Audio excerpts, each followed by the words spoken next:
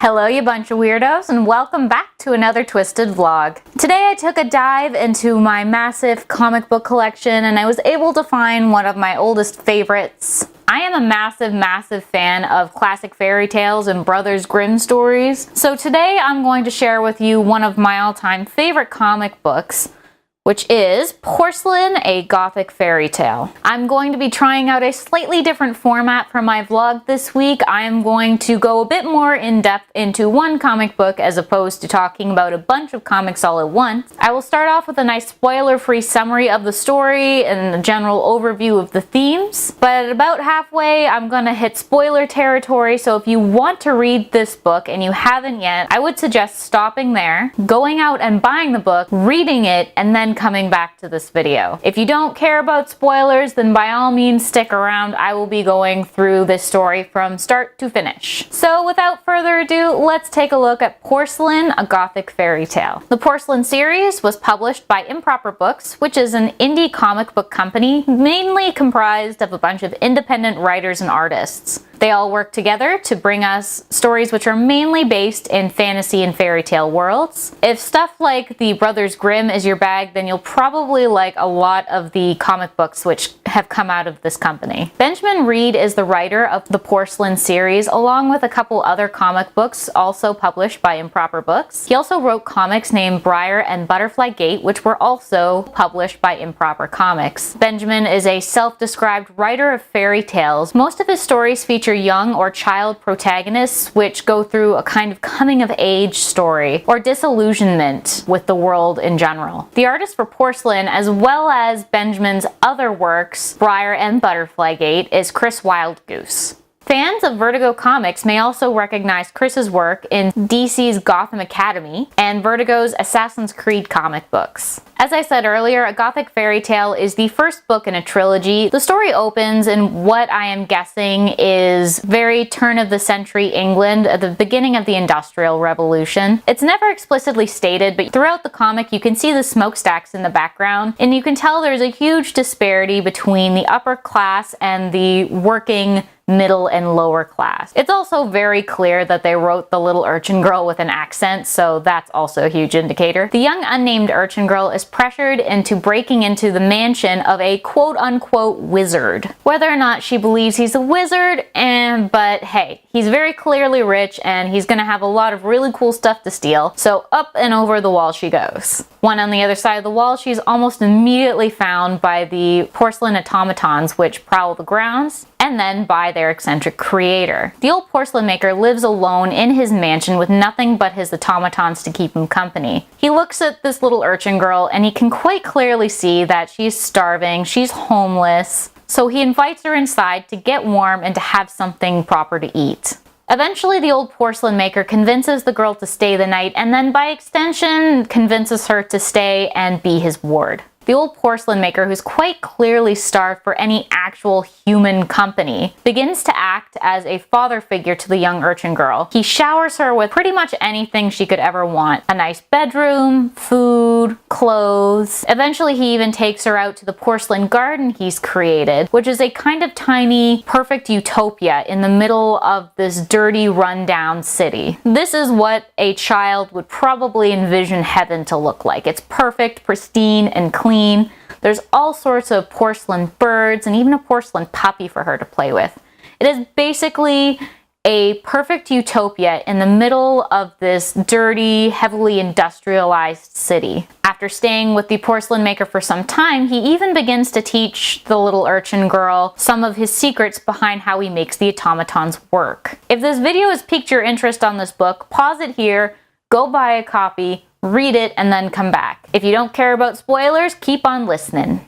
With the use of his custom porcelain and a special glaze, he can create runes on the inside of the porcelain automatons and make them into automated machines which can perform specific tasks. So yes, anybody who has ever watched an episode of Full Metal Alchemist ever immediately knows where this is going. The tipping point comes in when the young girl realizes that she's had no contact with anybody outside of the mansion. The only other real person in the mansion is the porcelain maker. Every single servant and all of the animals on the estate are porcelain creations. Starved for some actual human interaction, she begins to ask if she can have her old friends come and visit her here at the mansion. The old man agrees and says that they're going to throw her a grand party and she can invite all her friends over for tea and cake. On the day of the party, the urchin girl arrives in the tea room to realize that the old man has not sent out her invitations to her old friends and instead has populated the party with several porcelain children. The young girl is horrified to realize that this is what the porcelain maker had had in mind all along.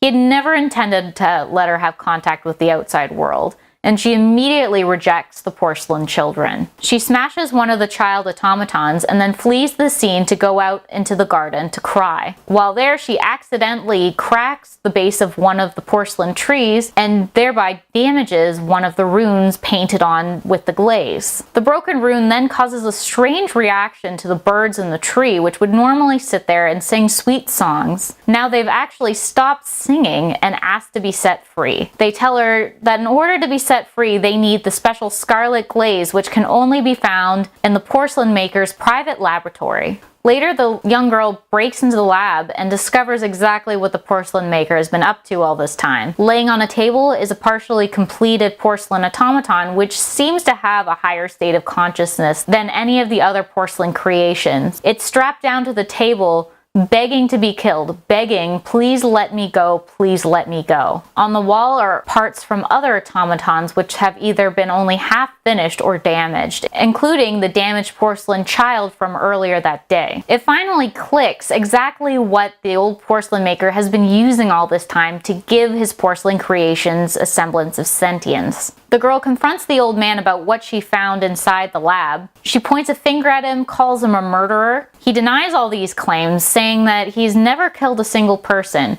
All the porcelain creations in the mansion were made from the bodies of condemned criminals that were hanged to die. Clearly disgusted that the old man would entrap the souls of once living beings in his porcelain creations, the girl runs out into the garden and sets the spirits of the birds free using the porcelain glaze. It is then revealed that the birds in the garden were actually brought to life using the spirits of the other urchin children, who were presumably executed for stealing sometime after the urchin girl had broken into the mansion. The older girl, who had once been their leader, Belle, is quite clearly a little bit bitter that her soul has been trapped inside a songbird all this time. Enraged by their captivity, the spirits of the children use the tree as a weapon against the old porcelain maker and gravely wound him. The young urchin girl is able to use the glaze to seal these spirits back into the tree. She pulls the body of Belle out of the tree, destroying the bird automatons and symbolically bringing the destruction of the perfect porcelain utopia that the porcelain maker had created for her. The old man and the young girl do make amends, and in his last breath, he names the girl the heir to his vast fortunes. The book finally ends with a prologue where two young children break onto the grounds of a quote-unquote witch. The two children climb over the fence to discover the young girl, who is now a lady, having tea with her porcelain automatons. She is flanked by two porcelain creations which very clearly resemble the old porcelain maker and his late wife. For it being such a short story, quite clearly there's a lot to unpack in this comic. You can see the clear ties to classic fairy tales, the young urchin girl coming from nothing, living on the streets, coming to vast fortunes by magical or mystical means. This is also her coming of age story in the sense that she has been disillusioned. Even though she had grown up on the streets and she was this tough as nails, super intuitive little child, she was still in a sense very innocent. Upon finding out exactly what the porcelain maker had been doing to bring life to his creations, and his subsequent death at the hands of his creations, all semblance of innocence is gone, and everything comes right back around full circle when she inherits his fortune and goes on making more of these porcelain creations. A lot of fairy tales also deal with loss and how children and adults alike deal with loss. It could be said that in this story, all of their problems stem from not being able to move on or deal with that loss. When the porcelain maker's wife died, he withdrew from society and threw everything he had into making a porcelain body so that he could have his wife back. You can only imagine the horror he would have felt when he made this porcelain body for the woman he loved, and it's implied that he was able to bring her back to a certain extent, only to have her beg to be killed. So you have to wonder exactly what it's like being trapped inside of one of these porcelain dolls. Belle says, like, do you know what it's like to be trapped inside a box? So you can theorize that every single porcelain creation, while it might not be able to talk a whole lot or perform complex tasks, actually do have a person still living inside them somewhere. Again, for anybody who's fans of the Full Metal Alchemist series, you're already familiar with the basic tenets of alchemy. It's all about equivalent exchange. You don't get anything without giving the proper materials in return. If you want a living, moving creation that can think for itself, then you need to give the body and the soul of something that could perform those tasks in life. When the young girl shows up on the property, the old porcelain maker, who's been alone on this property with nothing but his porcelain dolls to keep him company, sees the chance to have the family he never got the opportunity to start. He holds on to her so tight that it actually ends up driving her away in the end, which is truly the sad part of the story. In the end, the old man's ability to not let go of the past is what ended up killing him. The epilogue also implies that a similar fate may await the young urchin girl who became the lady of the house. Also, as a fun little aside, I found it very entertaining that the author's choice in material for these vessels ended up being porcelain. Particularly during the time period when the story would have been set, England was using a form of china called bone porcelain, which, funny enough, is what the second book is called. One of the main exports coming out of China, other than teas and spices, was their porcelain. True Chinese porcelain was very thin, very delicate. You could hold it up to the light and you can see through it. It's more or less glass. The Chinese had developed a way to make porcelain in super high temperature kilns so that they could make this hard, durable form of pottery. And it was so gorgeous, it was so dainty, so beautifully painted. It was very, very expensive to get. If you had a set of true Chinese porcelain, you were considered very, very rich. The Western countries tried for so long to make their own version of this special type of clay, but they could never ever get their kilns hot enough. So what they ended up making was a substance called bone porcelain. It was clay mixed with, well, you guessed it, bones, usually animal bones, which would lower the melting temperature of the clay and therefore allow them to make a porcelain that could be fired at lower temperatures. The fact that this old man is the porcelain maker using bone porcelain and the bodies of the dead, you can probably guess that the bones of real people were used to make these moving automatons. The random information that you know about clay and porcelain when you major in ceramics for 3 years of college. That's it, that's all folks. That's all I have to say about Porcelain, a Gothic fairy tale. I bought this book a few years ago and I loved it, loved it, loved it. And now that I found out that there's 2 sequels to this book that I can go buy, I will immediately go do that. And I hope they stand up to the first one. I don't know, I'm a little nervous. I feel like it stood up very well as a standalone story. It was short, but it really didn't need to be any longer. Children's fairy tales are typically very short, concise, and to the point. But hey, I'm willing to give it a shot because I enjoy this author quite a bit.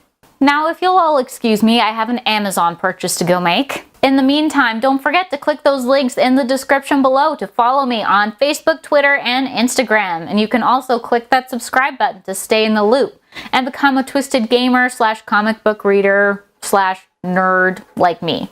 I'll see you weirdos in the next episode. Bye. Okay, talk. Words. Do words. Make words. Be the words. Okay.